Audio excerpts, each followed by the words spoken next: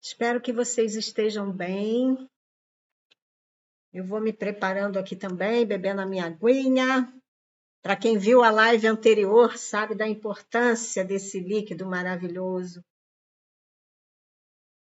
H2O, nosso hidrogênio, primeiro átomo divino a ser emanado.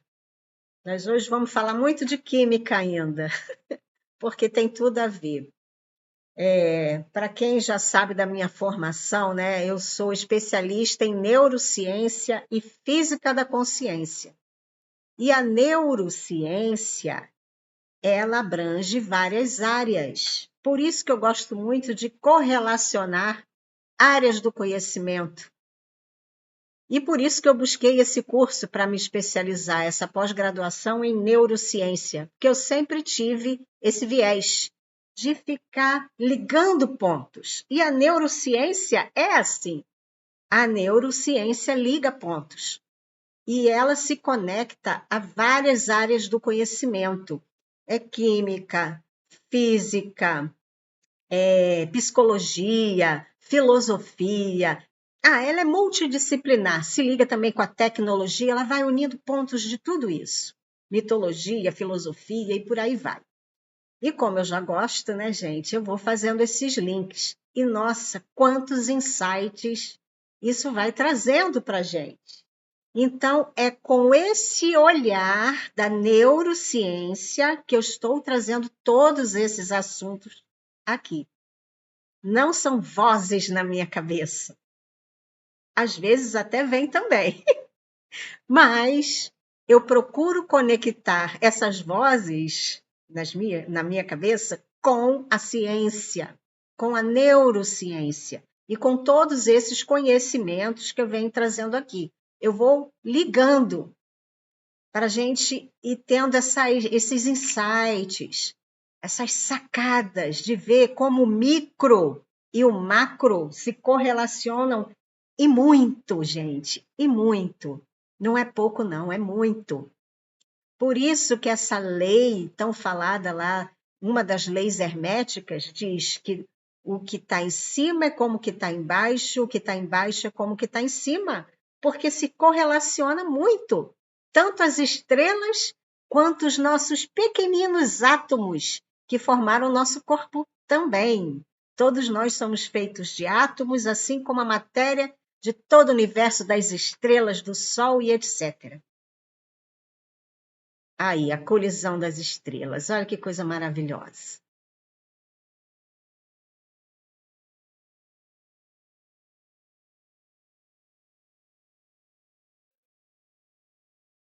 Uau!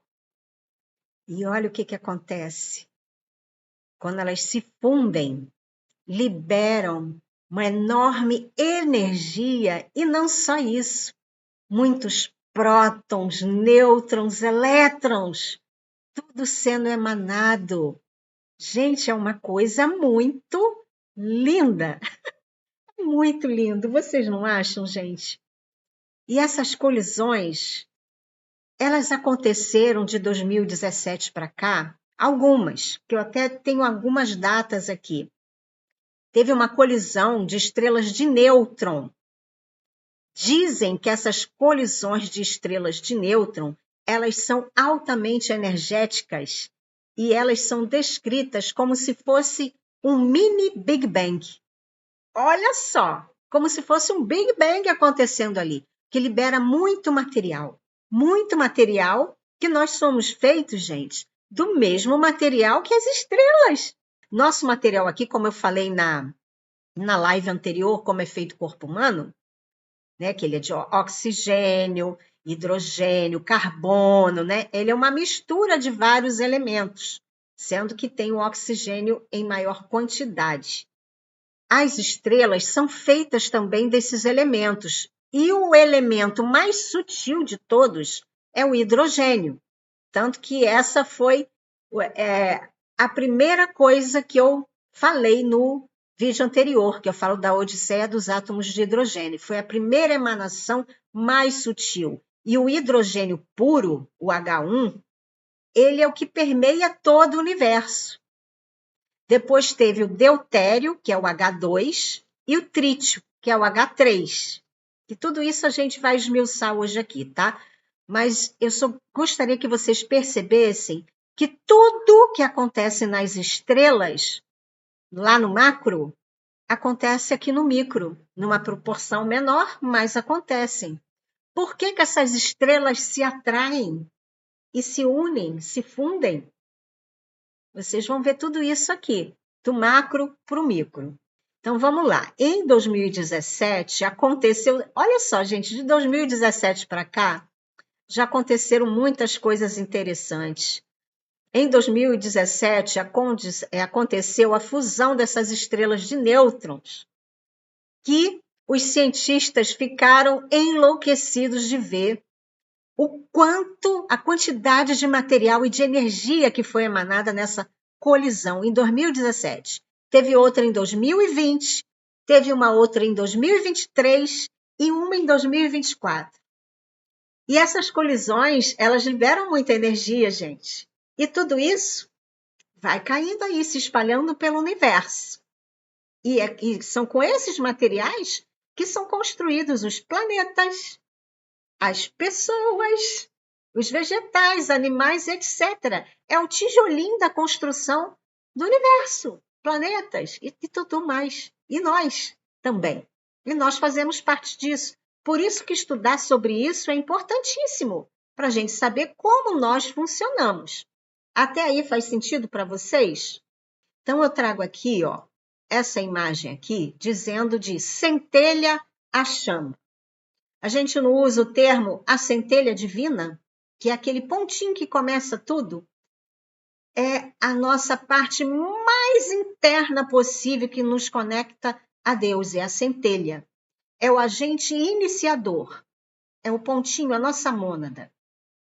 De centelha, a partir das experiências que vamos passando, de eras e eras, nós nos tornamos uma chama.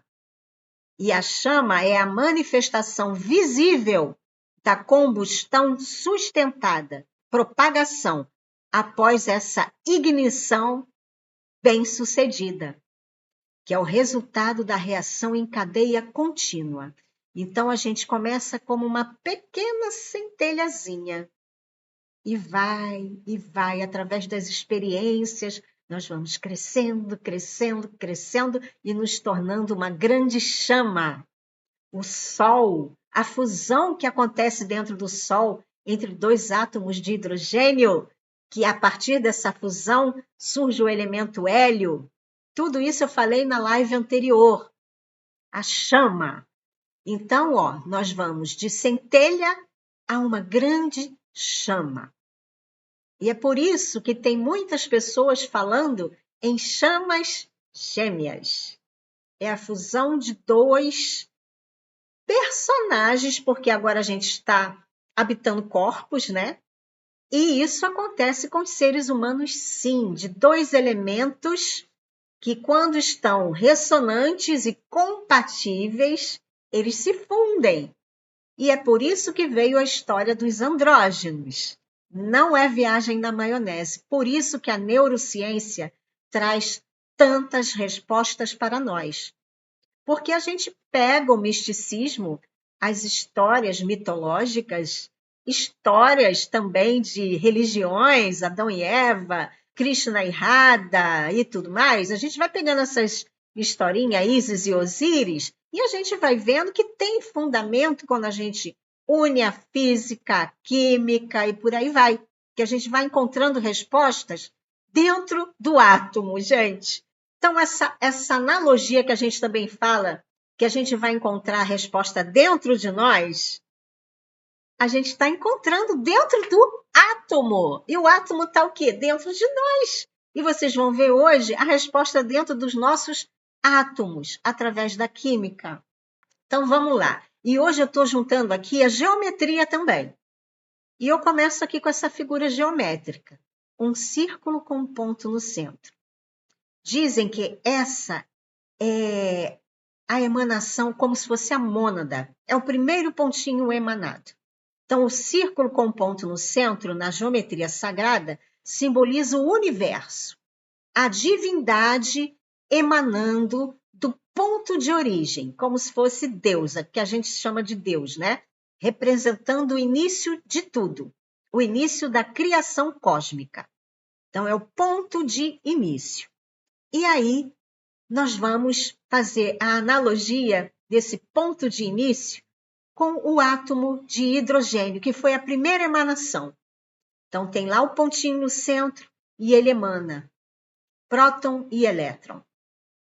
A primeira emanação, próton e elétron. Lembra que eu fiz a analogia de ânimos e ânima? Em todas as histórias tem casais. Tem casais. Por que será que tem esses casais divinos? Nós vamos entender agora pelos átomos, pela química. Se as estrelas se comportam dessa forma, quem somos nós para não seguir o mesmo padrão? Vocês veem que tudo tem um padrão. O universo é matemático e tem padrões de comportamento. Lembra da figura da sequência Fibonacci? Qual é o padrão que inicia? 1. Tem 1, depois é que vai para o 2. Então, tem sempre esse padrão de emanação. A primeira emanação, está aqui o próton e o elétron. Dentro do hidrogênio, nós temos também 3 representações do hidrogênio. O primeiro emanado é chamado de prótion, que é o prótio também chamado, né? Que é um próton e um elétron. Temos o deutérium, que é um próton, um nêutron e um elétron. Aí já começa a trindade.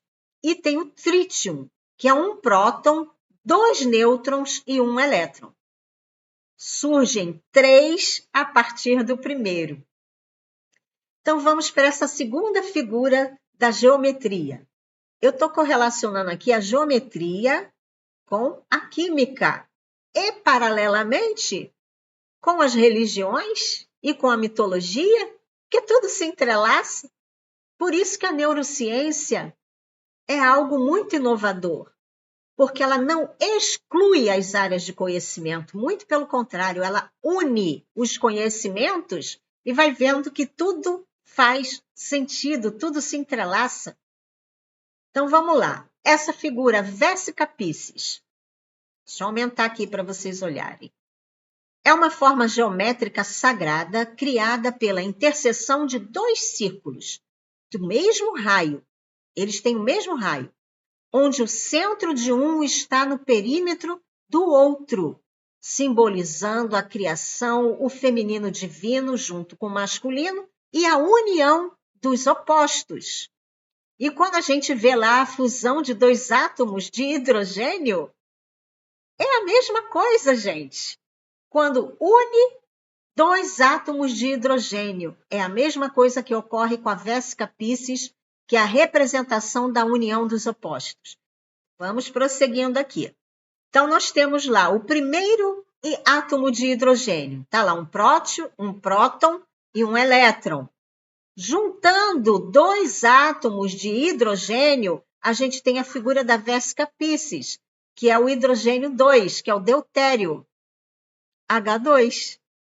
Eles 2 unidos, como andrógenos. Não faz sentido, gente. A história que é contada, ela é baseada na química e na física de como funciona o universo. Só que lá atrás, eles não sabiam como explicar isso através da química, através da matemática ou da física. Eles explicavam através de histórias. Então, vamos lá. A fusão de 2 átomos de hidrogênio resulta na formação de um átomo de hélio, que é o segundo na tabela periódica. É o hélio, um gás nobre, né? Que libera uma enorme quantidade de energia. E tudo isso acontece dentro do Sol, tá, gente? E isso acontece lá nas estrelas como o Sol, porque existem outras estrelas também que fazem esse mesmo processo. E transforma uma pequena fração da massa dos hidrogênios em energia, alimentando o brilho estelar e criando elementos mais pesados. A partir da junção, da fusão desses elementos, vão criando outros e mais outros e mais outros, até chegar ao nosso corpo aqui também. É a junção de elementos que vai formando tudo isso, tá? Então, vamos lá, olha. Os núcleos de tipos de gás hidrogênio se fundem, formando o gás hélio. E mais uma partícula atômica chamada nêutron. Aí que fica a trindade. Próton, elétron e nêutron. Nesse processo, se perde uma pequena quantidade de massa que se converte em uma enorme quantidade de energia. Eu sei que isso é muito complexo, gente. Eu sei que é. Mas está dando para vocês compreenderem? Diz para mim isso, gente, que através da química a gente está começando a cair a ficha de como nós funcionamos aqui. Como seres que se comportam exatamente como os nossos átomos. Porque o que somos nós aqui, esse corpo físico? É a junção de tudo isso aí, desses átomos todos, sendo regidos por uma consciência. Tenha consciência. Não esqueçam disso, tá? Que isso vai entrar aqui no contexto também. Então, aqui, ó, a fusão nuclear. Ela é formada pela junção, união de átomos de hidrogênio que resulta em outros elementos.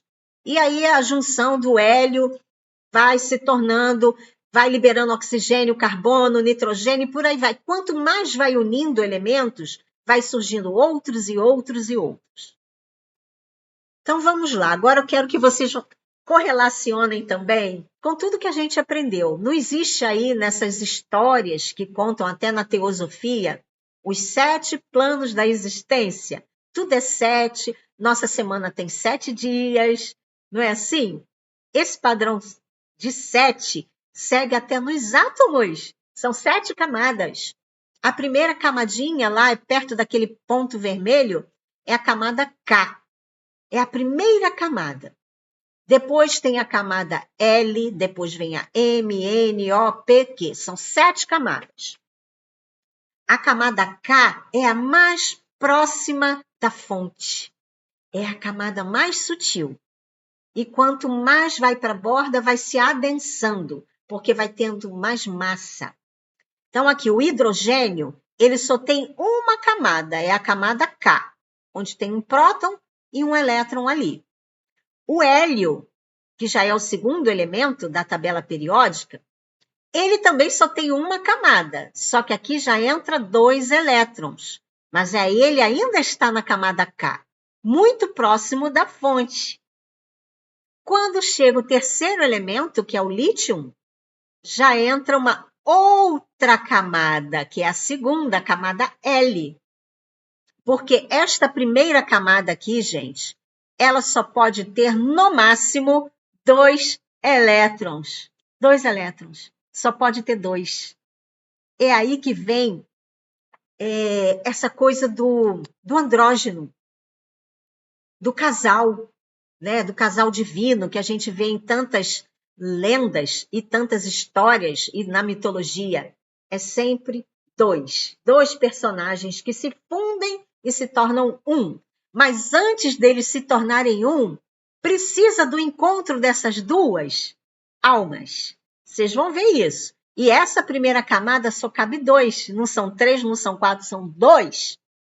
As camadas, elas têm... Isso é um padrão, gente, tá? É um padrão que é seguido mesmo.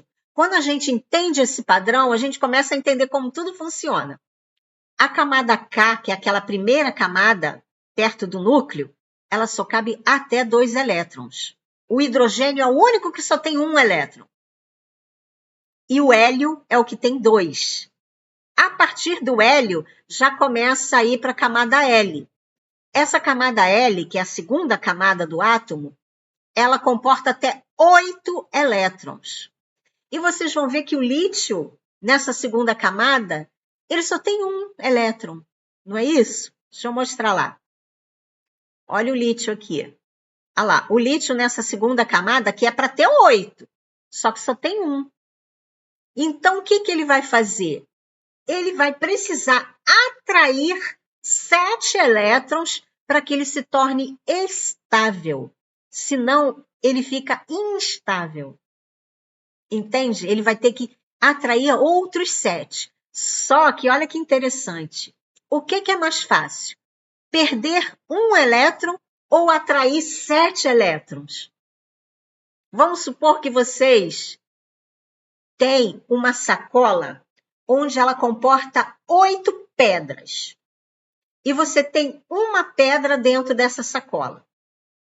E aí dizem para vocês que essa sacola precisa ser preenchida com 8, senão ela não fica estável. Aí o que você acha mais fácil? Tirar essa pedra e ficar sem a sacola, ou ter que correr atrás de 7 pedras para encher a sacola e ainda ficar mais pesada? Não é mais fácil perder uma? É o caso do lítio. Ele abre mão deste elétron para ele poder ficar estável. E aí ele fica com a estabilidade do hélio, com 2 aqui nessa camada. Complicado de entender, não é, gente? Vocês conseguiram entender isso? Vocês vão entender. Conforme eu for prosseguindo aqui, as coisas vão se encaixar, tá, gente?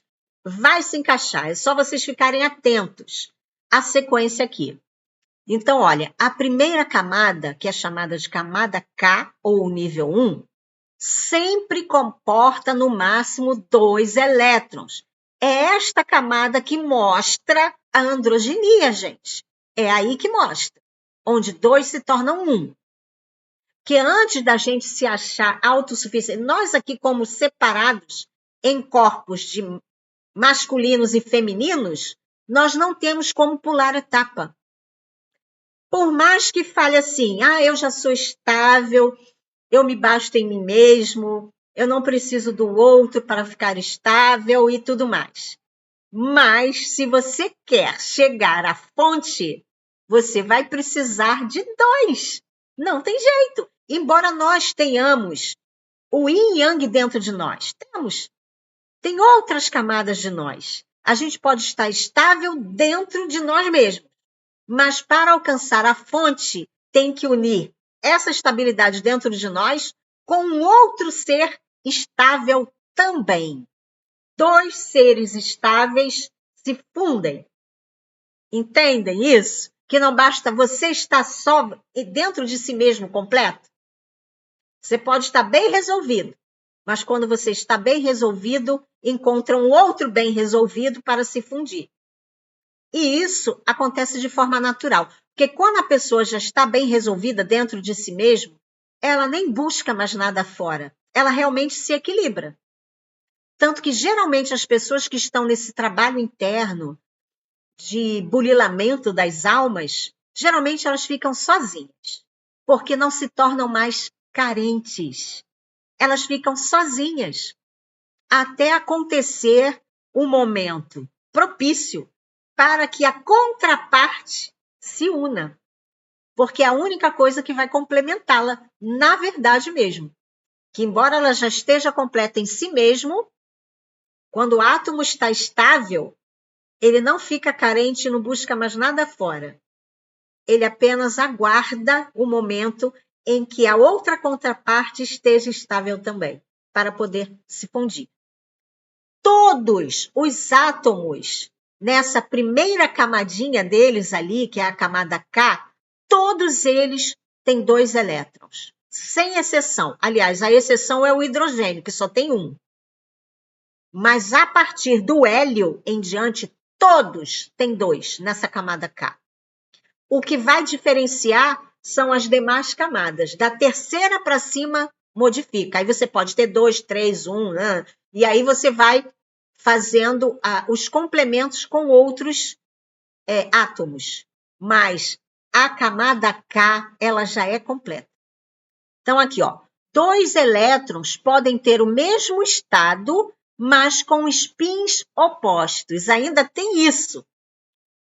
Dentro lá do núcleo, ele tem que ter 2 spins opostos. Um para cima, um para baixo. É uma regra dentro do átomo. É uma regra do cosmos, gente. Nessa camada só existe um orbital. Na camada que só existe um orbital, que tem a capacidade apenas para 2 elétrons, esses elétrons têm que estar com spins opostos. Ou seja, deixa eu voltar aqui. esse aqui, o hélio, o do meio, esse do meio ali que tem 2 elétrons, esses 2 elétrons, cada um tem um spin diferente. Um é um spin para cima, outro spin para baixo. E aí mostra novamente a androgenia. Não são 2 spins iguais, são 2 spins opostos. Iguais como 1, porém, um para cima, um para baixo. Entende? Eles são iguais em importância. Conforme lá na sequência Fibonacci, não tem o 1, são iguais em importância, porém diferentes em polaridade. Um para baixo, um para cima. Isso é regra do átomo. Faz sentido para vocês? Então, olha aqui, ó. No átomo do hélio, que é ali onde tem 2 elétrons, ali em amarelinho, o núcleo do hélio, 2 prótons, 2 nêutrons e 2 elétrons. Então, dentro do núcleo, ele tem 2 prótons e 2 nêutrons. E no orbital lá, na primeira camada K, ele tem 2 elétrons. Porém, esses 2 elétrons é um com spin para cima, outro com spin para baixo. Os 2 elétrons ocupam o mesmo orbital e para que isso seja possível, eles devem ter spins opostos, conforme estabelecido pelo princípio de exclusão de Pauli. Quem já ouviu o Hélio Couto falar sobre isso vai lembrar agora, sobre os spins. E quando mexe num spin, afeta o outro. Vai guardando tudo isso aí. Então, uma pessoa que já está se trabalhando internamente, todo o processo que ela faz em si mesma vai afetar a contraparte, porque eles fazem parte da mesma camada, apenas com spin opostos. Então, na camada L, pode ter até no máximo 8 elétrons, mas vocês vão ver que tem elementos que têm 5 elétrons nessa segunda camada. Então, por exemplo, se ele tem 5 elementos naquela camada, quantos elétrons faltam para completar 8? Faltam 3. Então, ele vai buscar esses 3 elétrons em um outro elemento que possa ceder esses elétrons para ele. É uma troca ali. Então, existem elétrons que apenas doam. Outros elétrons compartilham, que vocês vão ver aqui o do oxigênio. Eles podem compartilhar, que serve para os 2. Vocês vão ver que é muito bacana quando a gente estuda sobre os átomos, gente. A gente vai ver até o comportamento humano, como funciona. Berílio. Berílio é o 4º elemento da tabela periódica.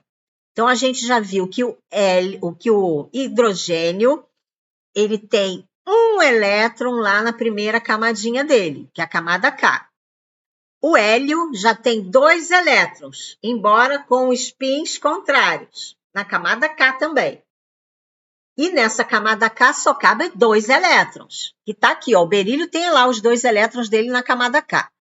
Todos os elementos têm essa primeira camada, que é a camada K, com 2 elétrons.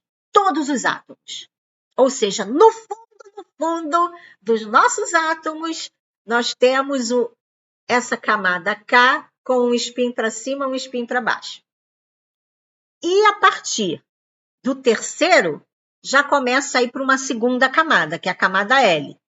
Que é, o terceiro é o lítio, que a gente viu que ele tem um elétronzinho nessa camada L. Aí vem o berílio. O berílio tem 2 na camada L.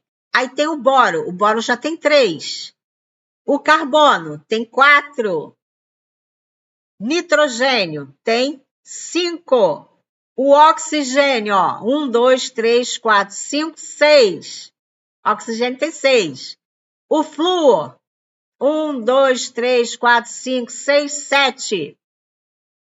E aqui, o neônio, ele tem, ó, 1, 2, 3, 4, 5, 6, 7, 8. Ele completou a camada L. Porque nesta camada L aqui, que é a segunda, pode ter no máximo 8. Então, ele já completou. Ele não precisa pegar de ninguém, que ele já está completinho em si. E olha que interessante.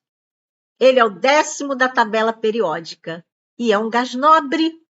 Ele é um gás nobre. Ele é todo trabalhadinho na nobreza. Por quê? Porque ele não precisa ficar caçando elétron. Ele já se basta por si mesmo. Ele tem as camadas perfeitas. Ele tem as duas aqui, porque essa primeira camada K só pode ter 2, e ele já tem, todos nós temos, e a segunda camadinha dele já está preenchida com 8. Ele não precisa ficar correndo atrás de elétron. Ele é todo trabalhado na nobreza. Não é lindo, gente? A gente conhecer isso? E aí vem o sódio, que é o 11º. Já abre uma terceira camada. Por quê? Aqui já está preenchido. E aí abre aqui mais uma camada. Toda camada que é fora dessa camada 2 aí, a gente chama de camada de valência, que é onde vai fazer a troca dos elétrons. Porque a camada interna, onde tem os 2 elétrons, ali não há troca, é fixo. Agora, o que está fora, que é a camada de valência, que é essa camada L, começa a ter as trocas, os compartilhamentos. Então, o oxigênio ele tem 6. Como ali no máximo é 8, então ele está precisando de quê? De 2 elétrons, não é?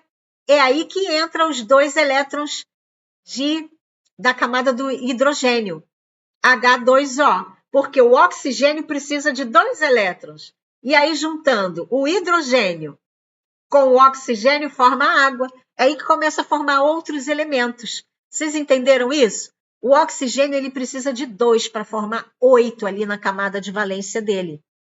Ficou complicado para entender, gente? Isso aqui é aula de química. Então, o oxigênio ele precisa de 2 elétrons para completar a camada de valência dele, que é essa segunda camada. E aí, unindo 2 átomos de hidrogênio com um oxigênio, forma o elemento água. Olha que coisa mais linda, gente, não é? Essa união de elementos. Então, agora eu vou juntar aqui o princípio aqui, ó, do Caibalion. O Caibalion. Para quem já leu aqui, nós temos as leis herméticas. E vocês vão ver que as leis herméticas se encaixam com a química, direitinho, com os átomos. Toda a realidade, incluindo a matéria e os átomos, origina-se de uma mente universal. Lembra daquele pontinho do círculo lá, o círculo com ponto dentro? Que a partir daí teve a primeira emanação, onde veio o próton e o elétron? Para ter essa primeira emanação, teve uma consciência que colapsou aquilo. Então, a partir daquele primeiro pontinho, que é aquele círculo que simboliza o universo, o início de tudo, uma consciência fez emanar próton e elétron. Então, tem consciência. A mecânica quântica levanta questões sobre o papel do observador na realidade física. Então, aquela primeira emanação tinha um observador emanando. Então, o ato de medir, o ato da observação, causa uma perturbação inevitável que altera o estado do átomo, onda, partícula. Então, o universo é mental. Precisa ter uma mente divina, que a gente chama de Deus, criando, emanando, a partir da observação dele. Entende? Fez sentido para vocês? Então, a primeira lei hermética já mostra que a partir daquele pontinho onde emanou próton e elétron, tinha uma consciência. O princípio da vibração. Essa lei diz que nada está parado, tudo se move, tudo vibra. E na estrutura atômica, os átomos e as partículas subatômicas estão em constante movimento e possuem propriedades ondulatórias. Onda, partícula, vibração. E a diferença entre os diferentes estados da matéria, porque existem diferentes estados, né, gente? Tem o gasoso, tem o sólido, tem o líquido, né? É vista, do ponto de vista hermético, como uma diferença de frequência de vibração. E isso faz muito sentido também, né, gente? Lembra quando eu falei dos planetas gasosos? É a diferença da frequência de vibração. O princípio da correspondência, tanto que eu mostrei aí a colisão das estrelas, que elas se fundem e geram outro ser, é igual um ser humano. Quando tem a união dos seres humanos, não gera um novo ser, tanto que tem um bebê? surge uma terceira coisa diferente. Esse terceiro ser não é nem a mãe nem o pai, é uma coisa diferente, é um ser diferente. É a mesma coisa dos átomos quando se fundem, eles se tornam uma terceira coisa. Assim como o deutério, que é o H2, com o trítio, que é o H3, quando se fundiram, nasceu o hélio, nasceu uma terceira coisa. É a mesma lei, gente. Tudo que está em cima é como que está embaixo. Então, na estrutura atômica, as leis que regem o macrocosmo, o universo, os sistemas solares, também se aplicam ao microcosmo, que é os nossos átomos. A estrutura e o comportamento dos átomos têm padrões análogos aos sistemas maiores. Por isso que a resposta está dentro de nós. O nosso corpo é uma miniatura do universo. É uma miniatura do universo. Quer entender o universo, olha para nós. Quer entender o ser humano, olha para o universo. E vice-versa. É o princípio da correspondência. Tudo que está em cima é como que está embaixo. E olhando para o átomo, a gente entende mais ainda. Por isso que eu estou focando em entender os átomos. O princípio da polaridade, que a gente viu lá dos spins, né? Tudo é dual. Tudo tem polos. Tudo tem o seu oposto. E tudo mesmo, gente, até de temperatura. Quente, frio. Aí tem o morno, que é o meio termo, né? Alto, baixo, né? Homem, mulher, yin, yang, tudo tem os polos. Inverno, verão. Então, os átomos são compostos por partículas com polaridades opostas. Nós temos os prótons positivos, os elétrons negativos e os nêutrons, que neutraliza a coisa, né? Que interagem através de forças eletromagnéticas. Princípio do gênero entra também na história. O gênero está em tudo. Tudo tem os seus princípios masculino e feminino, gente. Tudo tem. Manifestando-se em todos os planos. Não só no físico, no mental e no espiritual. Então, em um átomo, não mais que 2 elétrons podem ocupar o mesmo orbital, que é o que eu falei lá. Na camada K, somente 2 podem ficar ali. Porém, eles não podem ser iguais. Eles têm que ter spins opostos para poderem coexistir dentro daquela camada. É a lei dos átomos. Gente, não sou eu que estou inventando, não. O átomo é assim. O criador, o observador, colapsou desse jeito. Então, não são vozes da minha cabeça. São estudos da química. E é assim que funciona. Andrógeno é uma palavra grega que significa literalmente masculino-feminino. Em sua obra O Banquete, o filósofo grego Platão conta que os andrógenos eram seres míticos que tinham características masculinas e femininas dentro de um só corpo. Homem e mulher numa única pessoa, unidos, fundidos. E aí vocês lembram, por isso que toda a história tem um pouco de verdade, ou muita verdade. Que eu já falei para vocês que quando chegou na época da Lemúria, houve a separação dos sexos, do masculino e feminino. Eles eram andrógenos, completos em si mesmos, assim como o hélio, que era completo em si mesmo, um andrógeno bonitão lá, o hélio, né? É um átomo andrógeno. Mas, num certo momento, onde não estava mais havendo crescimento na humanidade, a coisa estava muito lenta, não estava tendo avanço, o que aconteceu? Uma energia externa veio e separou em masculino e feminino. E pela história diz que foram os anjos caídos que, através da energia desses anjos, causou essa separação em masculino e feminino. Uma energia externa. Presta atenção nisso. Porque tudo isso vai se correlacionar, gente. Então, ó, esses dois elétrons, de acordo com o princípio da exclusão de Pauli, devem ter espinhos opostos. Então, ali o andrógeno tinha dois seres dentro de si mesmo, mas um masculino e outro feminino, eram espinhos opostos, dentro de um mesmo corpo. E a partir de Lemúria, isso foi separado. E aí ficou um corpo masculino e um corpo feminino.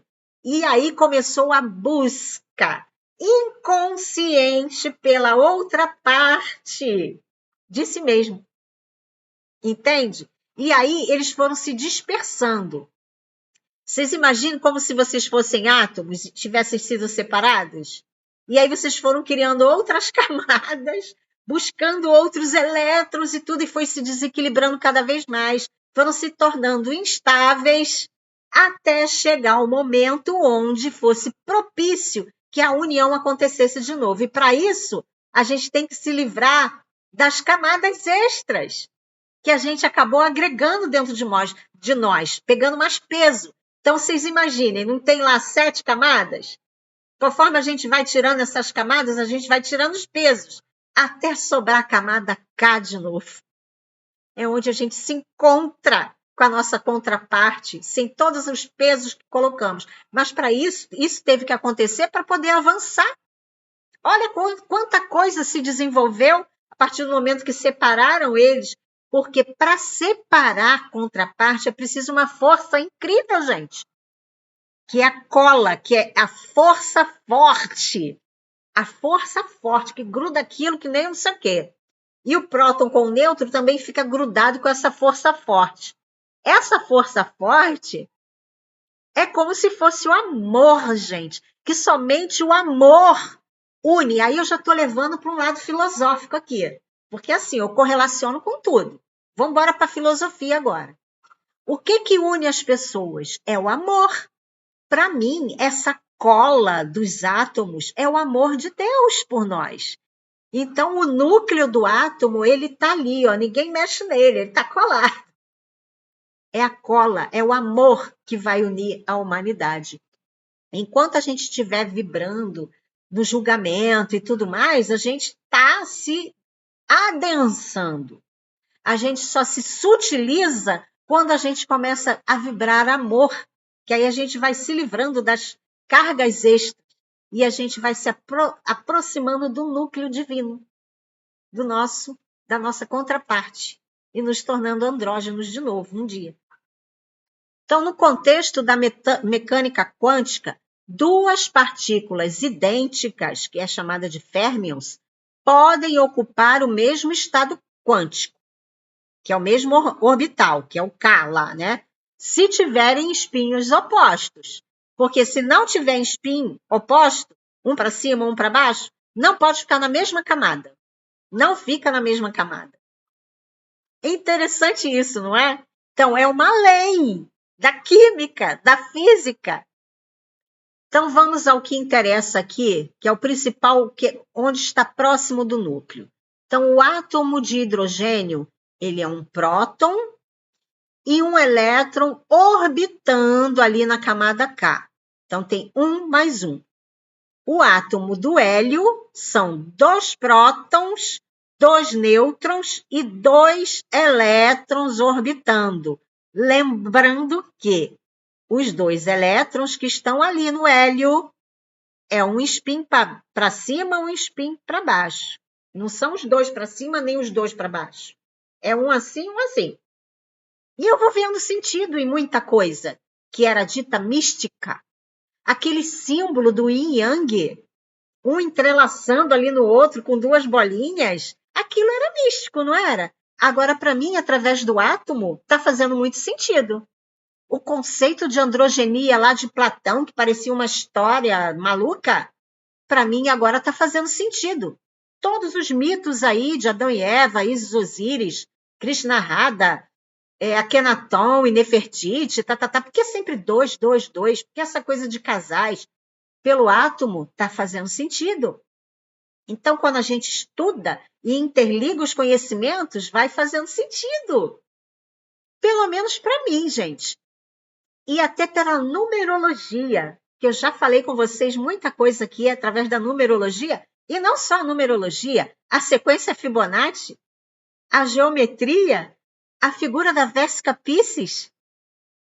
Em todo lugar está espalhado esse recado, gente. Para onde a gente olhar, a gente se depara com a mesma coisa, só que em linguagens diferentes, né? As linguagens são diferentes, mas o fundo de tudo é a mesma coisa. A primeira emanação, ânimos, ânima, yin e yang, isso permeia todos os conhecimentos. Vamos lá. Aí eu trouxe essa imagem aqui, que é do site Famílias de Alma, que é de um casal que diz que é de chamas gêmeas. Esse casal montou esse site já há muito tempo. E eles explicam a maneira deles, como isso funciona.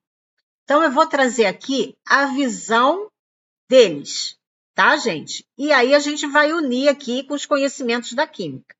Então, aqui eles colocam a mônada, que é o início de tudo. Lembra da bolinha lá com um ponto no centro da geometria? Início de tudo. E dali emanou. Começou a emanar. Só que na visão deles, eles dizem que a partir da mônada vão surgindo 12 superalmas. Essa superalma, ela pode ser uma analogia a um hélio, por exemplo, o átomo de hélio, que ele já é um andrógeno fundido ali. Seria uma superalma. A partir da superalma, que é essa bola azul, tem as almas, que são essas bolinhas em volta ali. E a separação das almas dos andrógenos ocorreu dessa forma aqui, ó. É onde você vê ali uma bolinha vermelha, que é uma alma dividida em dois, que é isso aqui. Quando você pega uma alma e divide essa alma em dois, é que tem a figura lá do yin yang, aquela figura yin yang. Você pega um átomo, né, e divide em dois, separa eles. E aí fica um masculino e feminino separado. Que a tendência agora é que essas almas se reúnam de novo, formando a alma completa. Então, essa história que dizem aí de chamas gêmeas são as almas que estão vivenciando a separação a partir dos corpos. A alma é uma só. E esta alma está dividida em dois corpos distintos. Entende? E somente através do corpo é que você consegue separar. Porque sem o corpo, a alma funde. Então, no nível, numa dimensão acima, eles estão fundidos. Já estou entrando aqui em realidades paralelas. A nível energético, eles já são fundidos. Eles só estão separados por causa do corpo. É o corpo que separa essas almas. Ficou difícil de entender? É complexo, gente. Eu sei que é complexo.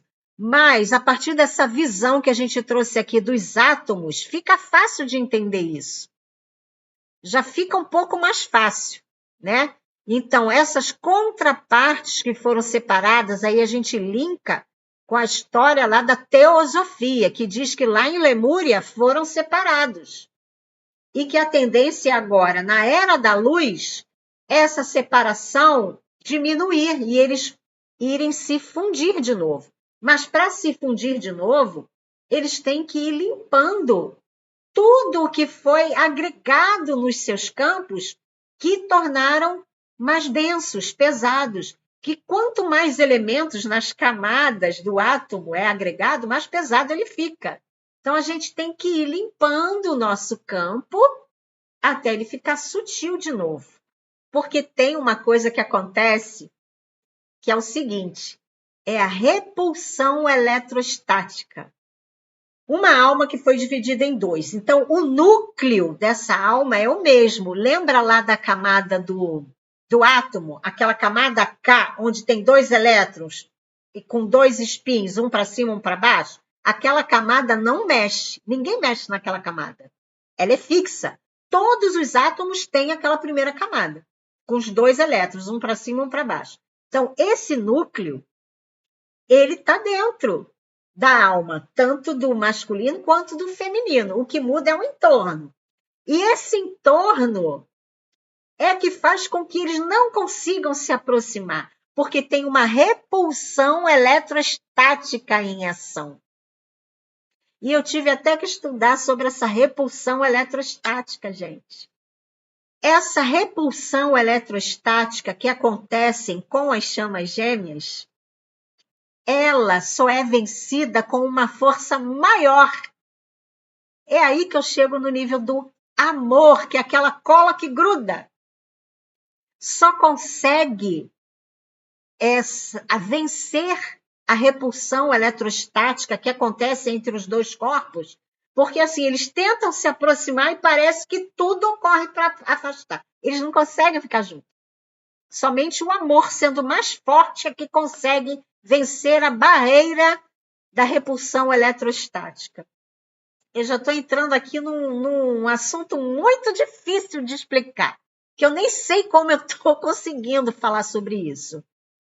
Mas essa repulsão eletrostática que acontece entre as chamas gêmeas é proposital para que elas se trabalhem, para que elas só consigam ficar unidas quando realmente estiverem em ressonância.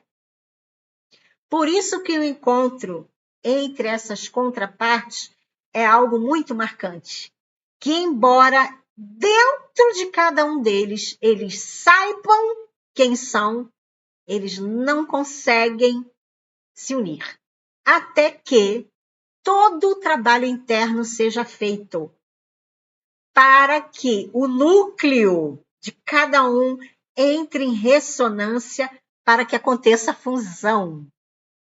A fusão não acontece quando estão em desequilíbrio. É isso. Eles precisam estar estáveis. Lembra aquelas camadas que vão buscando o elétron porque estão instáveis? A gente deve estar cheio das camadas instáveis aí, de tanta coisa que a gente agregou no nosso campo, tanto elemento doido aí que a gente foi colocando. Então, a gente tem que ir se desvencilhando dessas densidades até alcançar a estabilidade. E aí, quando o núcleo está estável, a fusão acontece. Tem que vencer a repulsão eletrostática. Então, quem quiser entender melhor isso, veja o exemplo lá no Sol. Só que aí, gente, é aí que entra a magia, que entra a consciência. Quando a gente vai entender como ocorre lá no Sol, na nossa estrela, como é que os hidrogênios conseguem se fundir, mesmo quando tem a repulsão eletrostática? Como que eles conseguem? E aí diz que precisa ter uma temperatura ultra surreal para que isso aconteça. Aí a gente pensa, nossa, mas lá no Sol tem, né? Mas não tem, não. Para se fundir, para se tornar o hélio, eu não sei a quantidade, gente, mas seria preciso muito mais do que já tem lá no Sol. Seria preciso muito mais. E aí vocês fazem a pergunta, mas como então que eles conseguem se fundir? E aí tem algo que os cientistas ficaram de cabelo em pé. É o termo usado na mecânica quântica, que se chama tunelamento quântico.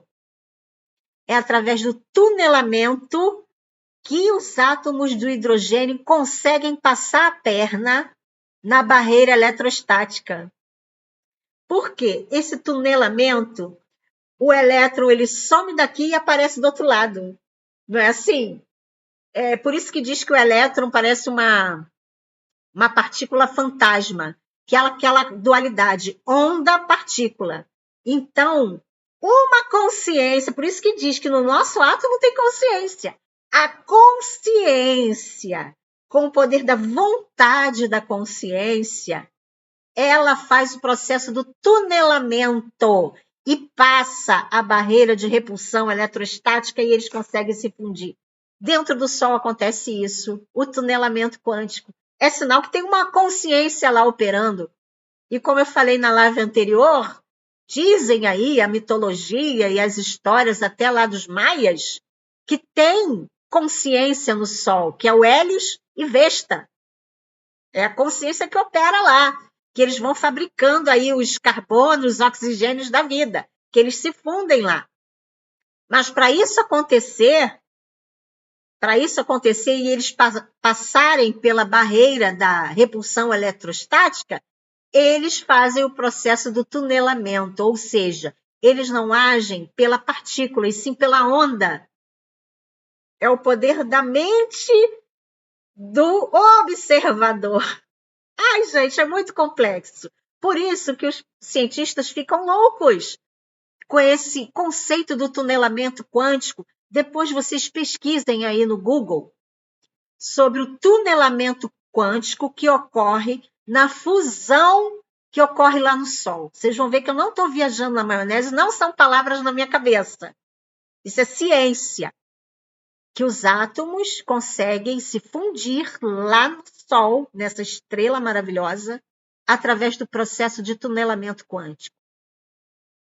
E aí, trazendo para a nossa vida, às vezes a gente quer, através da matéria, fazer a coisa acontecer, da marra, né? Mas nós podemos usar a consciência e trabalhar com a energia do elétron, com a onda, e não com a partícula, para poder fazer a fusão. Enfim, vocês conseguiram entender isso? Ou ficou muito complexo? Dei um nó na cabeça de vocês hoje, né? A fusão das chamas, gente. Olha lá, Vésica Piscis ali. Eu adoro essa imagem, eu acho lindo. Eu acho lindo. E é assim. Quem está vivendo na pele essa dinâmica de chamas gêmeas que estão falando muito aí, que parece historinha da carochinha, mas é verídico. E a gente viu que os átomos passam por isso. Por isso que tem muitas pessoas passando por isso. Porque depende também do percurso dessa alma. Não são todos que estão passando por esse processo agora, mas vão passar um dia.